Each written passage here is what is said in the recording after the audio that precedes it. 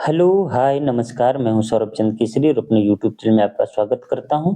जैसा कि कल वाला वीडियो आप देखे थे तो हमने कहा कि 20 क्वेश्चन करा दिया हूं, 20 क्वेश्चन और लेकर के आऊंगा और आज हम लोग बौद्ध धर्म को खत्म कर लेंगे। देखिए, ये रिवीजन ही क्लास है। अगर हम चाहें तो 100-100 क्वेश्चन इससे बना दें और प्रीवियस ईयर में जितने भी आए हैं 100 क्वेश्चन से ज्यादा बुद्ध धर्म से प्रश्न पूछा हुआ है। अगर आप कहेंगे तो मैं इसी को कंटिन्यू करूंगा, लेकिन मैं चाहता हूं कि एक आपको मोटा मोटी एक आइडिया मिल जाए कि आपको कितना पढ़ना है। इसके बाद में जैन धर्म करेंगे। तो आज का पहला प्रश्न है कि बुद्ध ने अपना पहला उपदेश कहाँ दिया था। प्रीवियस वीडियो में भी मैं बताया था और ये रिपीट हो गया, इसलिए जल्दी से प्रश्न को उड़ाते हैं। सारनाथ कभी पूछ दे इसका पुराना नाम या प्राचीन नाम, तो इसको ऋषि पत्तम कहते थे। पत्तम, ठीक है ना, या ऋषि पत्तनम, पत्तम रहता है, ठीक है। इसमें कोई दिक्कत नहीं होना चाहिए। तो पहला उपदेश इन्होंने सारनाथ में दिया था। नेक्स्ट प्रश्न कह रहा है कि सारनाथ में अपना प्रथम प्रवचन किसने दिया। देखिए, किसने दिया था भाई, महात्मा बुद्ध ने दिया था, ठीक है ना, अपने 5 शिष्यों को दिया था। आगे बढ़ जाएं। देखिए, स्पीड से कर देंगे, जो क्वेश्चन रिपीटेड है हमको नहीं देखना है। गौतम बुद्ध अपना प्रथम उपदेश कहाँ दिए थे, सारनाथ में। देखिए कितनी बार रिपीट हुआ है और सभी प्रीवियस ईयर में आए हुए हैं, तो इसलिए आपको आइडिया मिल जाएगी कौन कितना बार रिपीट हो रहा है। ग्रंथों में उल्लिखित धम्म चक्र प्रवर्तन, ये धर्म चक्र प्रवर्तन जो है किनका है, बुद्ध का दर्शन है। सारनाथ में दिया गया प्रथम उपदेश है, उनके धार्मिक आदर्श हैं, बौद्ध अनुष्ठान है। तो आपको पता है कि धर्म चक्र प्रवर्तन तब कहा जाता है जब सारनाथ में उन्होंने प्रथम उपदेश दिया अपने 5 शिष्यों को। तो यहाँ पर जो आंसर हो जाएगा option B is right answer. मुझे लगता है इसमें भी किसी को कोई दिक्कत नहीं हुआ होगा। देखिए, धर्म चक्र प्रवर्तन किया गया था, कहाँ किया गया था, देखिए कितना, मतलब आप देख करके पागल हो जाएंगे कि इतना बार रिपीट प्रश्न है सारनाथ में, ठीक है। चलिए नेक्स्ट प्रश्न है, बुद्ध ने सर्वाधिक उपदेश दिए थे। अच्छा, सबसे अधिक उपदेश कहाँ दिए थे, ये सवाल अच्छा बन जाएगा। अगर यहीं पर मानकर चलिए एक ऑप्शन ये काट करके मैं लिख दूं सारनाथ, सारनाथ, तो बहुत सारे बच्चे सारनाथ लगा देंगे। नहीं, यहाँ पर जो सारनाथ है ये प्रथम है, लेकिन सबसे अधिक उपदेश देने की अगर बात आएगी कि सर्वाधिक उपदेश कहाँ उन्होंने दिया था, तब आ जाएगा श्रावस्ती में। क्या हो जाएगा, श्रावस्ती में। क्लियर है। कभी भी पूछे बुद्ध ने सर्वाधिक उपदेश कहाँ दिया, श्रावस्ती। कैसे याद रखेंगे कि सर्वाधिक लोग कहाँ रहते हैं, तो आप कहेंगे सर बस्ती में रहते हैं। कहाँ रहते हैं, बस्ती में, घरों में नहीं, बस्ती में। तो सर्वाधिक उपदेश लोग कहाँ देगा, बस्ती में ही देगा। तो बस्ती से श्रावस्ती, बस्ती से श्रावस्ती कहिए चाहे श्रावस्ती। बात समझ में, ये ट्रिक बना लीजिए अपने से। और एमसीक्यू पढ़ने का तरीका यही है कि इधर उधर से जोड़ करके पढ़िए। नेक्स्ट प्रश्न है कि बुद्ध कौशाम्बी किसके राज्यकाल में आए थे। ये देखिए बढ़िया प्रश्न बन गया यहाँ पर। अच्छा, शतानिक, उदयन या उदयन, बोधि और निकचक्षु। तो आपका जवाब होगा उदयन। क्या होगा मेरे भाई, उदयन। ये कौशाम्बी किसके कार्यकाल में आए थे, तो आप कहेंगे कि उदयन। ठीक है, आगे बढ़ सकते हैं, कोई दिक्कत। चलिए नेक्स्ट प्रश्न की ओर बढ़ते हैं। आपको देख करके लगेगा कि नहीं आपने कितना पढ़ा है या फिर कितनी कमी है या कितना पढ़ना बाकी है। बुद्ध की मृत्यु के पश्चात प्रथम बौद्ध संगीत की अध्यक्षता की गई थी। ये 4 के 4 बौद्ध संगीत की जो हुआ है वो आपको मुंह जबानी याद होना चाहिए, ठीक है ना। यहाँ पर जो जवाब हो जाएगा, मैं जवाब बता देता हूँ, महाकश्यप। यहाँ करसप हो गया, यहाँ पर कश्यप रहेगा, ठीक है ना। मैंने कैसे याद किया है, देखिए प्रथम कहाँ हुआ है, किस किस राजा किस किस शासन काल में, तो मैंने ऐसे याद रखा है। राजा का नाम बता रहा हूँ, अका अक। जैसे हम लोग, ये मैंने अपने से ट्रिक बनाया था, अब यकीन मानिए यूट्यूब पर सब लोग पढ़ाता है। और 2013-14 में ही मैंने ये ट्रिक बना लिया था, बहुत सारा चीज। लेकिन अगर वो मैं बताऊंगा ना तो लोग कहेगा कि इनका देख करके उनका देख करके मतलब पढ़ा रहा है या फिर ट्रिक है। मैंने, देखिए हम लोग भोजपुरी वाले हैं, हम लोग कोई भी काम करते हैं कचा कच, उसी तरीके से हमने अका अक बना लिया। और से क्या हो गया था, अजात शत्रु, अजात शत्रु। ठीक है ना। क से कालाशोक, कालाशोक, फिर अ से अशोक, फिर क से कनिष्क, ठीक है। ये 4 राजा थे जिनके शासन काल में हुआ है। फिर उसके बाद में जब स्थान की बारी आता है तो मैंने कैसे याद रखा है, रावय पाकू, रावय पाकू। देखिए राज से राजगीर या राजगृह, ठीक है ना। वैसे वैशाली, और पा से पावापुरी, कु से कुंदनग्राम, कुंडग्राम, ठीक है ना, कुंदनग्राम। ऐसे रावय पाकू मैंने याद रख लिया था।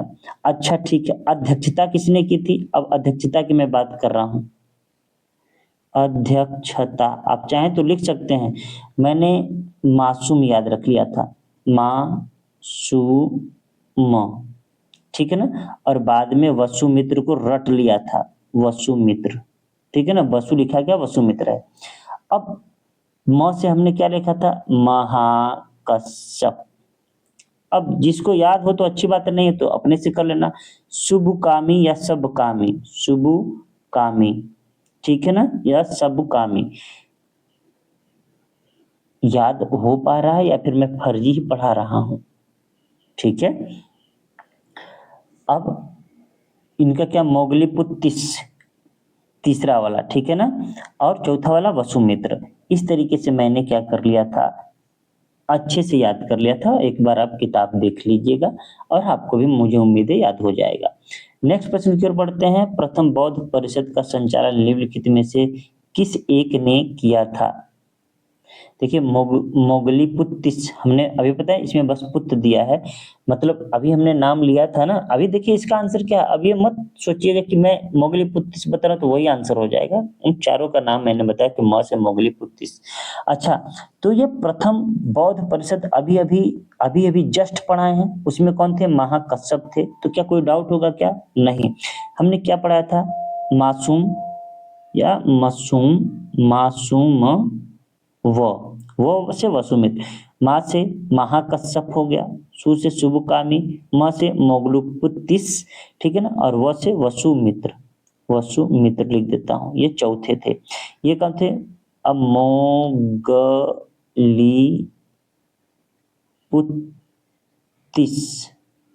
लिख दिया, ठीक है, पुत्र।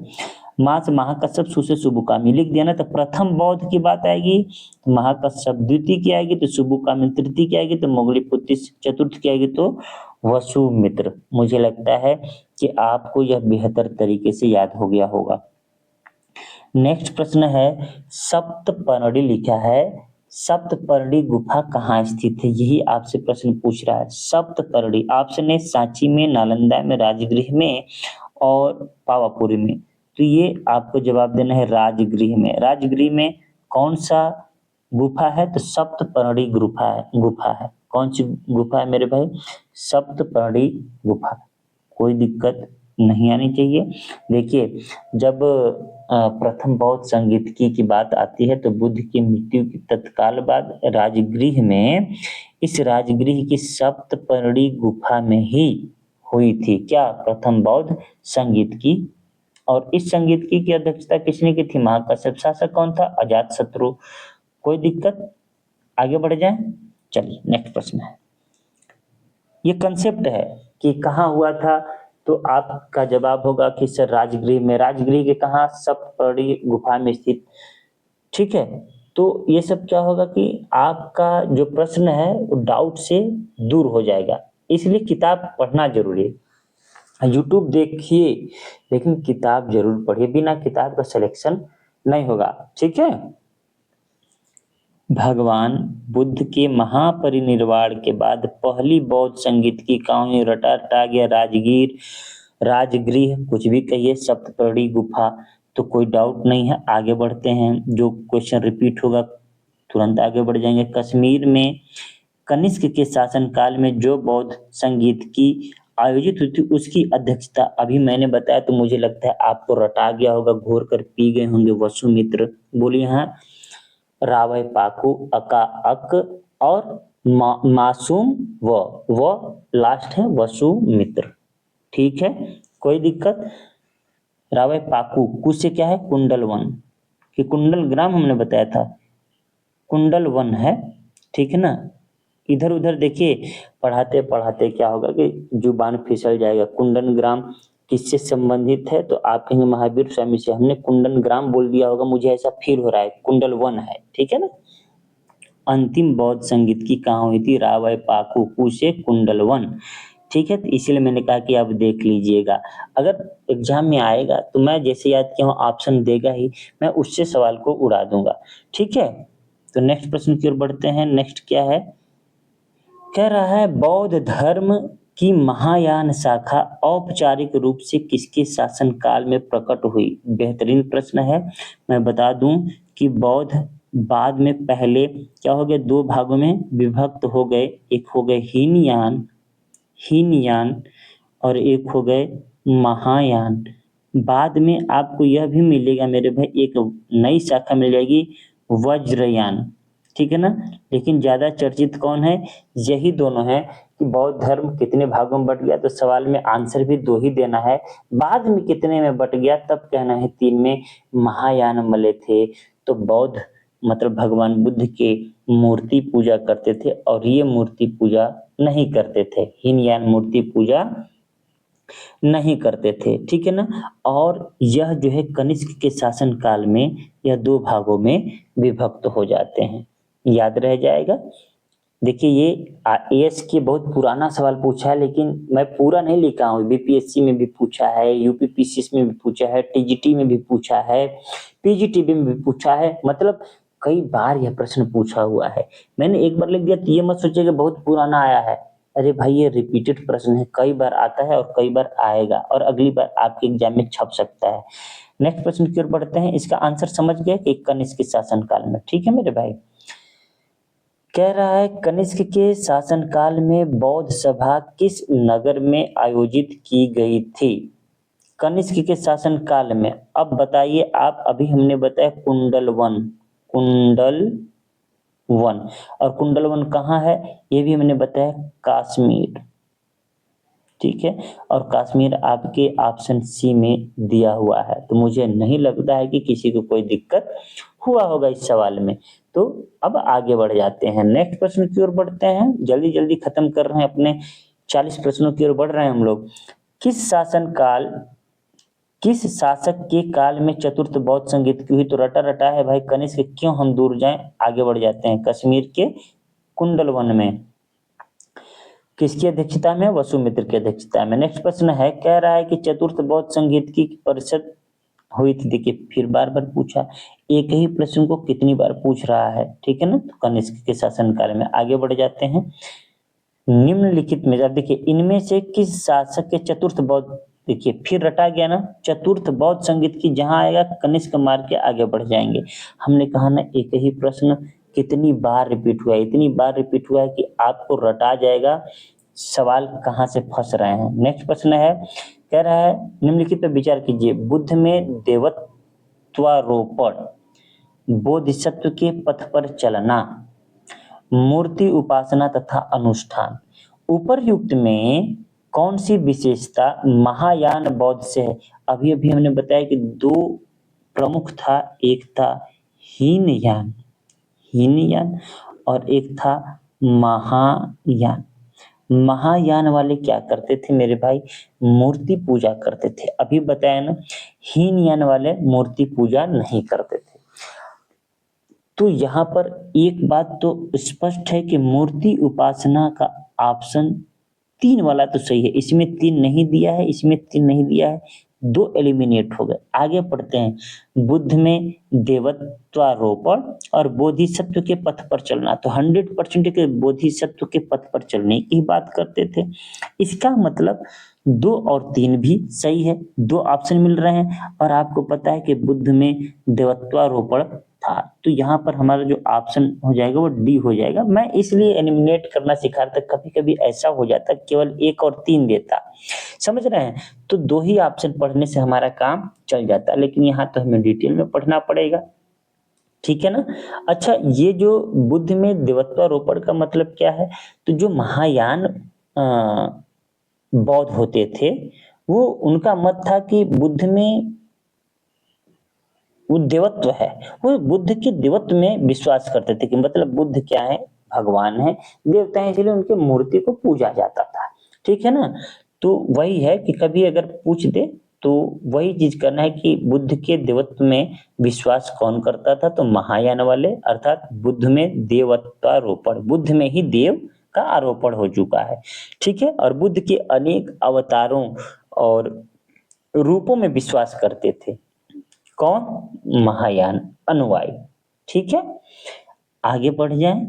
चलिए नेक्स्ट प्रश्न है, और ये प्रश्न थोड़ा सा इस तरीके से है तो मैं बड़ा कर लेता हूं। चलिए, कह रहे हैं निम्नलिखित 4 स्थानों में हुई बौद्ध संगीतियों का राही कालक्रम नीचे दिए हुए कूट से ज्ञात करें। अच्छा, तो अब बताइए यहाँ पर मेरा ट्रिक काम आएगा कि नहीं? रा वै पा कु, एक लाइन में याद हो गया। रा से राजगिरी, तो 2 पहले आना चाहिए, ये खत्म ये खत्म। अच्छा, वै से वैशाली आना चाहिए, 1 आना चाहिए, 2 के बाद 1 आना चाहिए, 2 के बाद 1 है।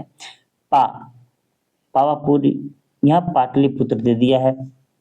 ठीक है, हम ही शायद गलत हो गए होंगे, यहाँ ऑप्शन मिल रहा है ना, तो यहाँ पर पाटलिपुत्र, रावय पाकू, 4 कहाँ है?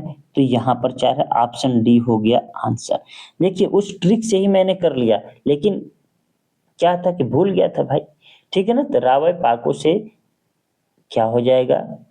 आप कहेंगे कि राजगिरी, वैसे वैशाली, पास से पाटलिपुत्र, जो मैंने पावापुरी बता दिया होगा तो उसके लिए क्षमा चाहता हूँ भाई, बहुत पहले का पढ़ा हूँ, डायरेक्टली एमसीक्यू करा रहा हूँ आपको, तो दिक्कत तो ही जाएगा, लेकिन ऑप्शन मिल गया तो हमने कर दिया ना हल।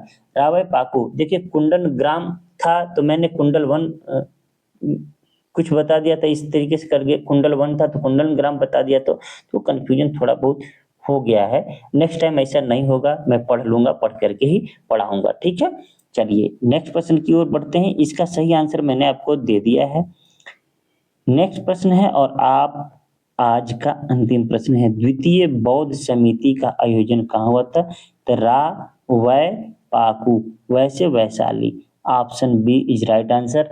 तो कैसा लगा आज का सेशन? अगर सेशन अच्छा लगा है तो मैं चाहूंगा कि सेशन को जरूर शेयर करें। चैनल पर नए हैं तो सब्सक्राइब कर लें। मिलते हैं नेक्स्ट वीडियो में, तब तक के लिए नमस्कार, राम राम, दुआ सलाम।